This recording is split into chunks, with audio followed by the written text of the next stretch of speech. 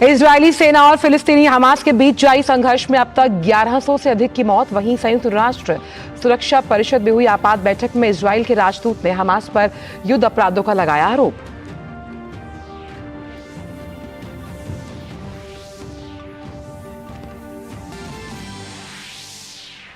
Tanzania की राष्ट्रपति आज प्रधानमंत्री नरेंद्र मोदी के साथ करेगी द्विपक्षीय वार्ता। दोनों देशों के बीच कई समझौतों पर होंगे हस्ताक्षर।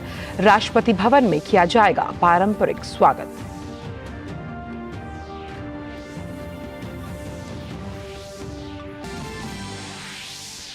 चुनाव आयोग राष्ट्रवादी कांग्रेस पार्टी के दोनों गुटों के दावे पर आज फिर करेगा सुनवाई। दोनों गुटों ने पार्टी के नाम और चुनाव चिन्ह पर किया दावा।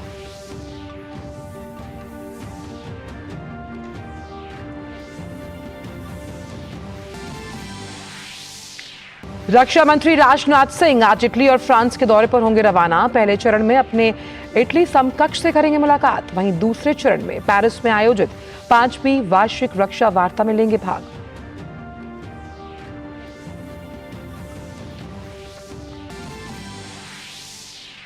क्रिकेट विश्व कप में आज न्यूजीलैंड का नीदरलैंड से होना है मुकाबला। वहीं कल खेले मैच में भारत ने जीत के साथ किया आगाज। पहले मैच में ऑस्ट्रेलिया को 6 विकेट से हराया। केएल राहुल ने नाबाद 97 और कोहली ने 85 रन की खेली पारी।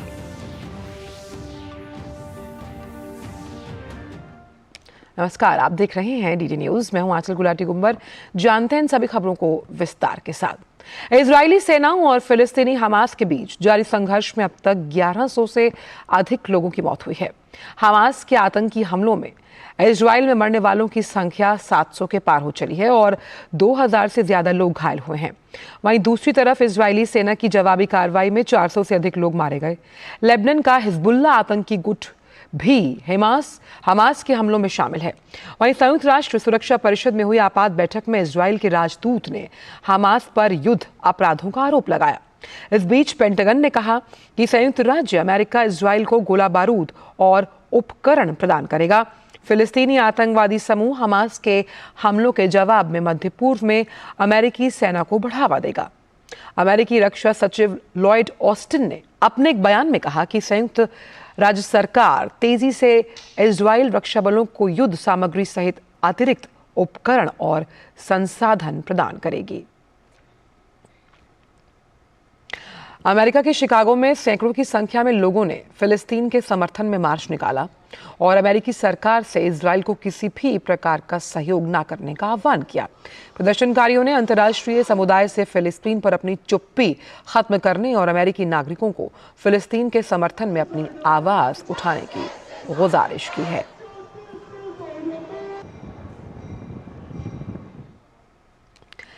इजरायल पर हुए आतंकी संगठन हमास के हमले के बाद अमेरिका के न्यूयॉर्क में बड़ी संख्या में लोगों ने विरोध मार्च निकाला। न्यूयॉर्क के टाइम्स स्क्वायर में विरोध प्रदर्शन करते लोगों ने अमेरिका और इजरायल के झंडे लहराए।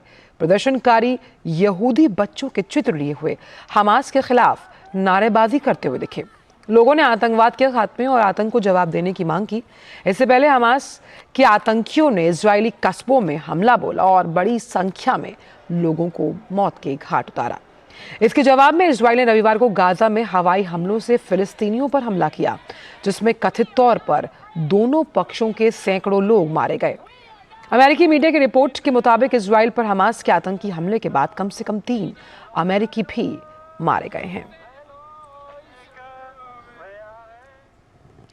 अफगानिस्तान भूकंप से हजारों परिवार बर्बाद हो गए। करीब 2500 से अधिक लोगों की मौत हुई है और लाखों लोग इस विभीषिका से जूझ रहे हैं। भूकंप के बाद अफगानिस्तान के शासक तालिबान ने अन्य देशों से मदद की गुहार लगाई। यह आंकड़ा तालिबान सरकार के प्रवक्ता ने दिया।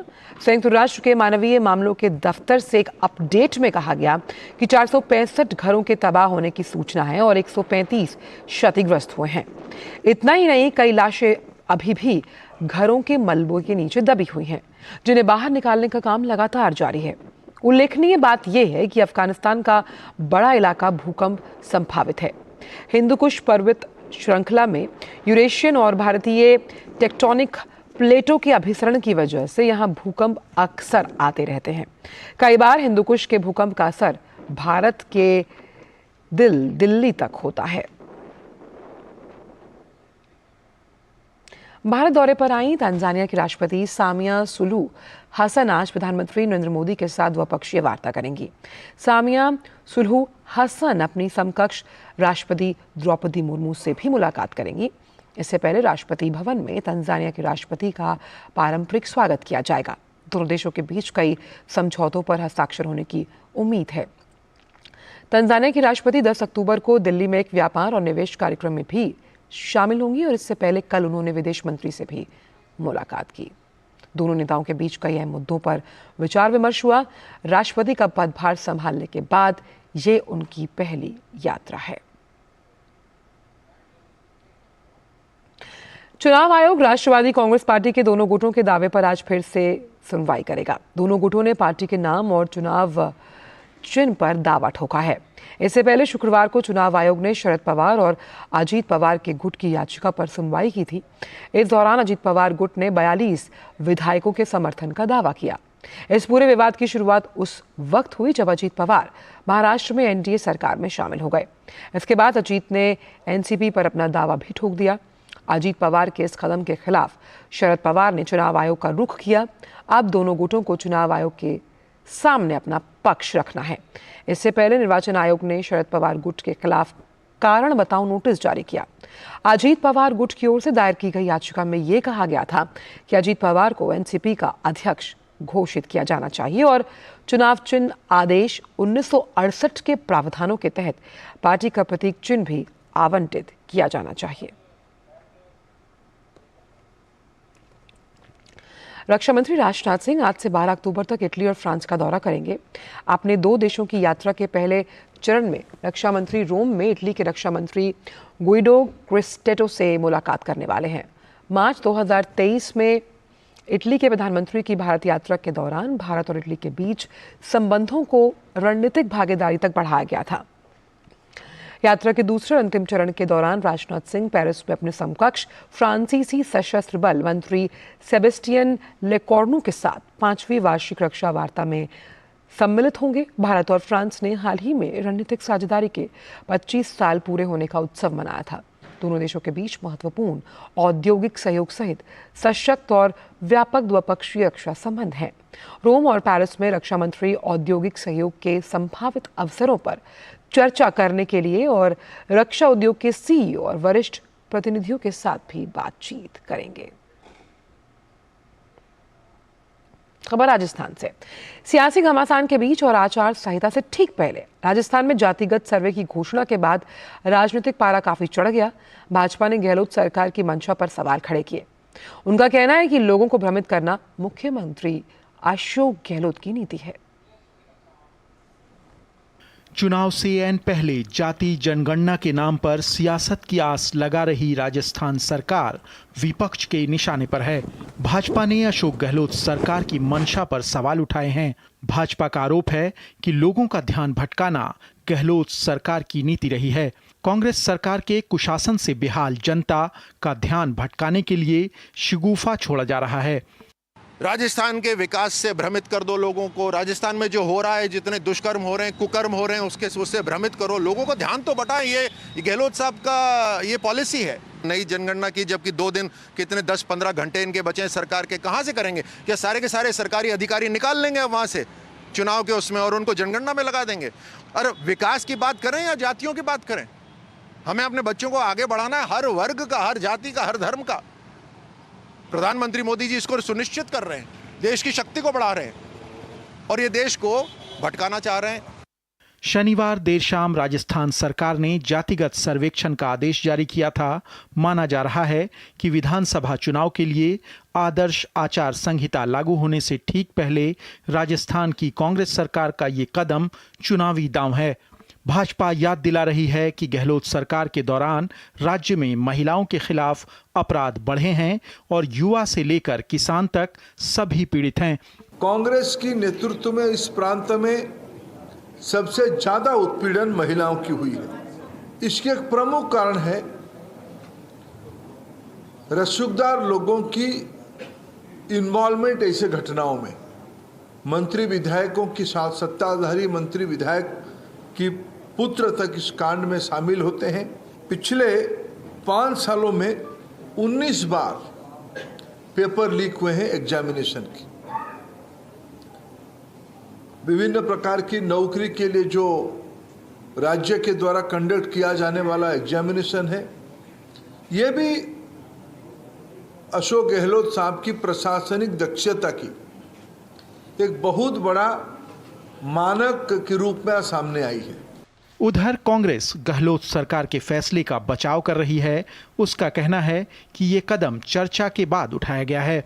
उदयपुर डिक्लेरेशन के अंदर और सीडब्ल्यूसी की जो बैठक हुई है उसके अंदर हमने तय कर लिया है कांग्रेस पार्टी कास्ट सेंसस के फेवर में है, और कल ही राजस्थान ने जो हमारी रूलिंग स्टेट है वहां उनने ऑर्डर भी कर दिया है, उसकी प्रक्रिया शुरू हो चुकी है।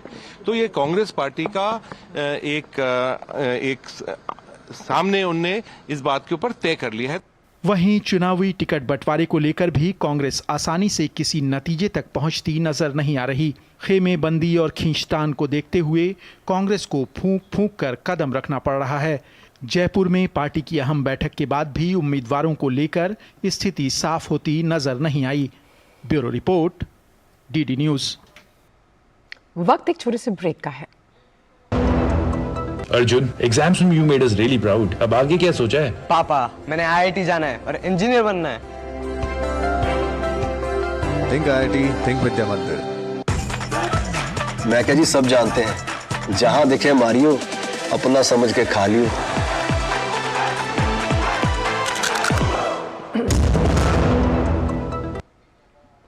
ब्रेक के बाद सभी का स्वागत और अब खबरों के कारवां को बढ़ाते हैं आगे। पंजाब भर की 1840 अनाज मंडियों में धान की फसल के दौरान किसानों को भारी समस्याओं का सामना करना पड़ सकता है। पंजाब की मंडियों में काम करने वाले 10 लाख मजदूर अनिश्चितकालीन हड़ताल पर चले गए। पंजाब मंडी बोर्ड द्वारा मजदूरों की समस्याओं का समाधान न कर पाने की वजह से मजदूरों में भारी रोष है। मजदूर संघ का कहना है कि हड़ताल के दौरान राज्य के सभी जिलों में हर दिन संबंधित विभाग के खिलाफ विरोध प्रदर्शन भी किया जाएगा।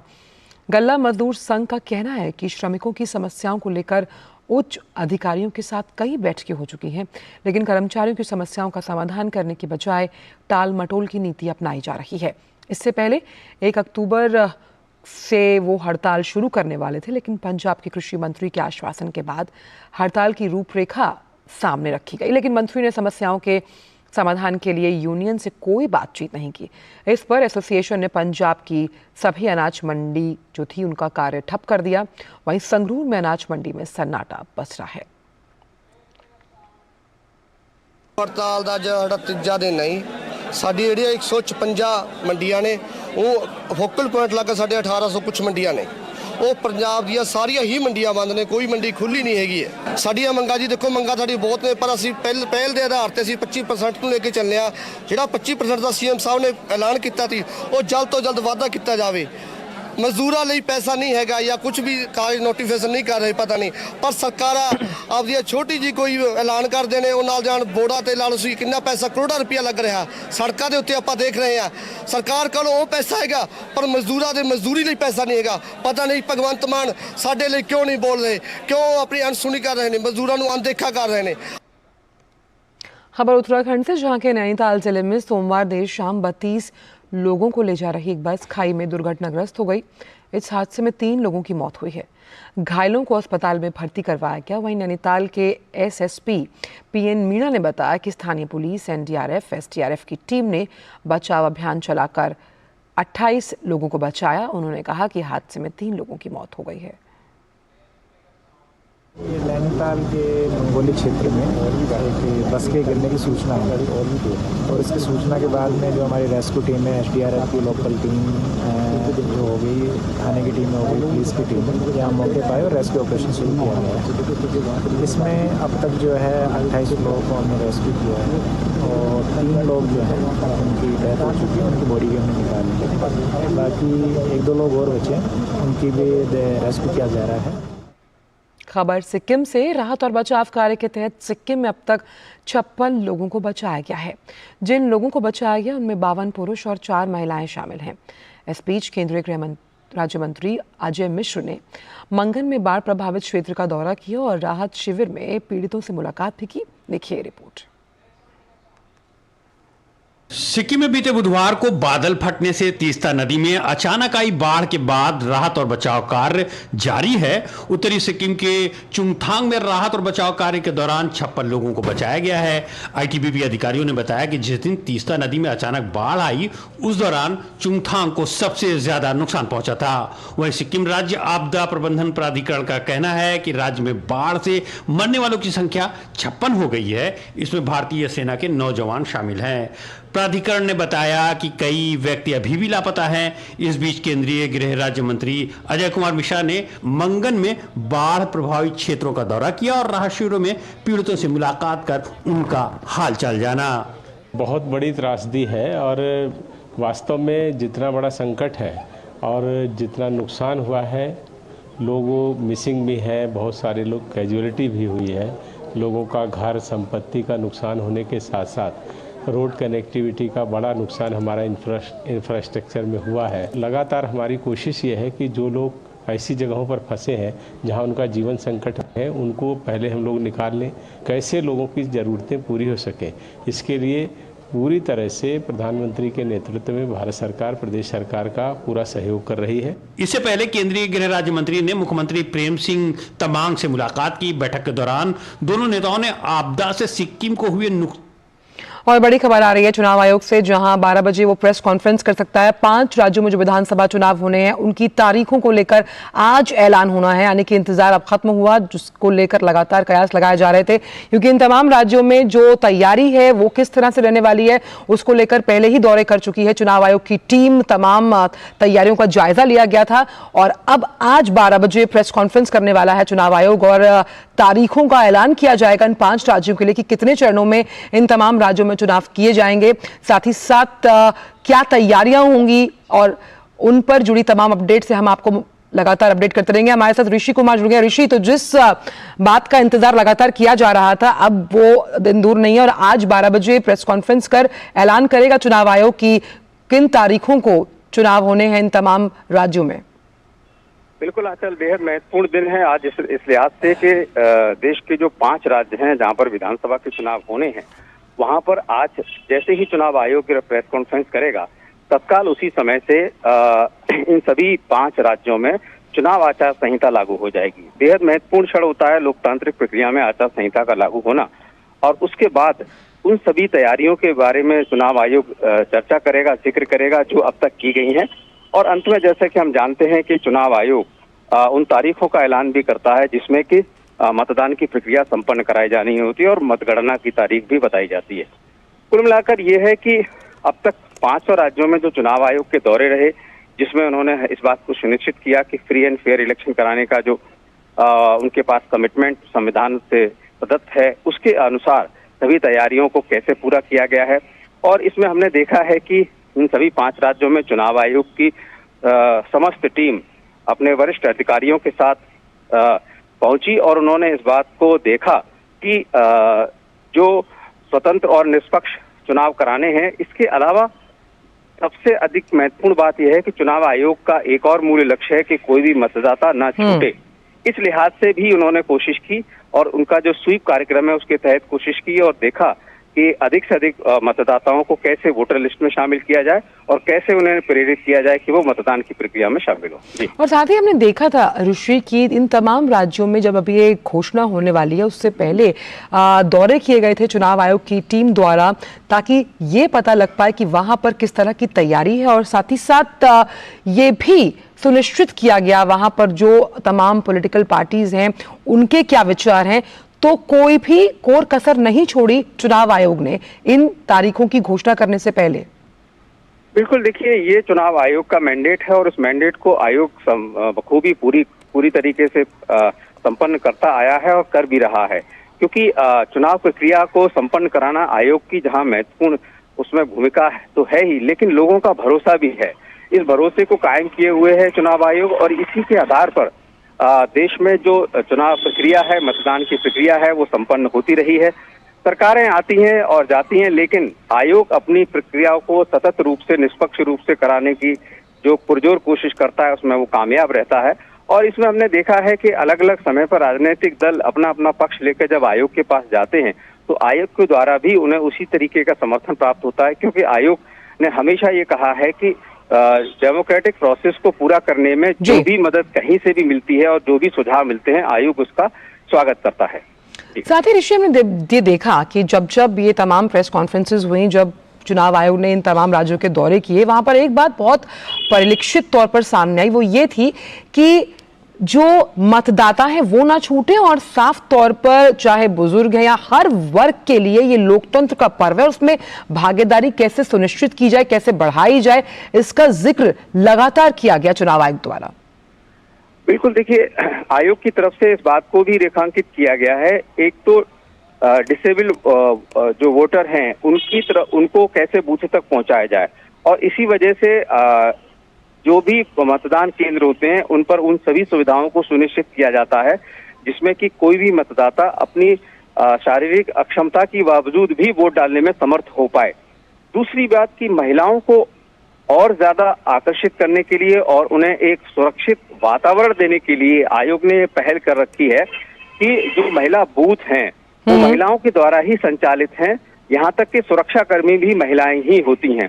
हमने तमाम राज्यों में चुनाव के दौरान देखा है कि इससे एक सबसे बड़ा जो फर्क पड़ता है, एक बार मैं जम्मू कश्मीर के चुनाव में देख रहा था कि वहां पर महिलाएं इसलिए वोट देने के लिए ज्यादा आ रही थी क्योंकि उन्हें जब ये पता लगा कि उस बूथ पर सिर्फ और सिर्फ महिलाएं हैं और सुरक्षा कर्मी भी महिलाएं हैं, तो वहां पर जो वोटिंग परसेंटेज था महिलाओं का वो बहुत ज्यादा हो गया था। इसी वजह से ये इस बात को आयोग ने समझा है कि जो पीपल्स फ्रेंडली अप्रोच है डेमोक्रेटिक प्रोसेस में जो मतदान का है उसको अपनाया जाए, और जो लोग चाहते हैं, जिस तरीके की वो सुविधाएं चाहते हैं, जिस तरीके का वो वातावरण चाहते हैं और जिस तरीके का वो कॉन्फिडेंस चाहते हैं, वो और ऋषि इसमें यहाँ पे ये भी है कि आदर्श आचार संहिता कैसे लागू हो, पारदर्शी और निष्पक्ष प्रक्रिया को किस तरह से सुनिश्चित किया जाए, उसको लेकर और खास तौर पर सुरक्षा के लिहाज से इन तमाम राज्यों में, ताकि लोग घर से बाहर निकले बेडर, बेझिझक, बेखौफ होकर वोट डाले, उसको लेकर भी चुनाव आयोग ने अपनी पुख्ता तैयारी की होगी, जो कि हमने पहले भी कई जो विधानसभा चुनाव हुए हैं उनमें देखा है। हाँ बिल्कुल, देखिए चुनाव आचार संहिता लागू होते ही जो राज्य की जो प्रशासनिक इकाई है वो आयोग के नियंत्रण में आ जाती है और समस्त फैसले आयोग के द्वारा ही लिए जाते हैं। हम जानते हैं चुनाव आचार संहिता लागू होने के बाद, चाहे वो सुरक्षा से जुड़े पहलू हो, चाहे वो आर्थिक पक्ष से जुड़े पहलू हो, और या फिर जिस तरीके से जो सीजर का काम करता है जिसमें जब्ती की जाती है आयोग के द्वारा, जिसमें ड्रग्स है, कैश है, काइंड है, इन सब चीजों को बहुत सख्ती से जब उसका पालन होता है तब उस आचार संहिता का मतलब सामने आता है। लोगों को भी पता चलता है कि आयोग ने किस तरीके से प्रभावी तरीके से इन सब चीजों को नियंत्रित किया है, क्योंकि लेवल प्लेइंग फील्ड को बनाना भी आयोग की जिम्मेदारी है। अगर किसी के पास ज्यादा धन है और उसका दुरुपयोग करके वो वोट हासिल करना चाहता है तो ये आयोग की तरफ से नहीं होने दिया जाता। बिल्कुल, बहुत बहुत शुक्रिया ऋषि, आपसे तो लगातार आज दिन भर चर्चा होती ही रहेगी इस बड़ी खबर पर। तो एक बार फिर से अपने दर्शकों को बता दें कि चुनाव आयोग जो तमाम 5 राज्य हैं उनको लेकर आज तारीखों का ऐलान कर सकता है। इन सभी राज्यों में चुनाव आयोग के दौरे पहले ही हो चुके हैं, वहां पर किस तरह की तैयारी की जानी चाहिए, जो तमाम वहां पे ऑब्जर्वर्स थे इलेक्शन कमीशन के, जो पुलिस प्रशासन था, जो पॉलिटिकल पार्टीज थी, उनके साथ भी बातचीत हुई थी इलेक्शन कमीशन की, और आज 12 बजे डेट्स की अनाउंसमेंट भी की जाएगी। और आइए बात करते हैं खेल जगत की। एशियाई खेलों में पदक जीतने के बाद वतन लौटे खिलाड़ियों का दिल्ली हवाई अड्डे पर जोरदार स्वागत किया गया। हांगजू में आयोजित एशियाई खेलों में भारत का शानदार प्रदर्शन देखने को मिला।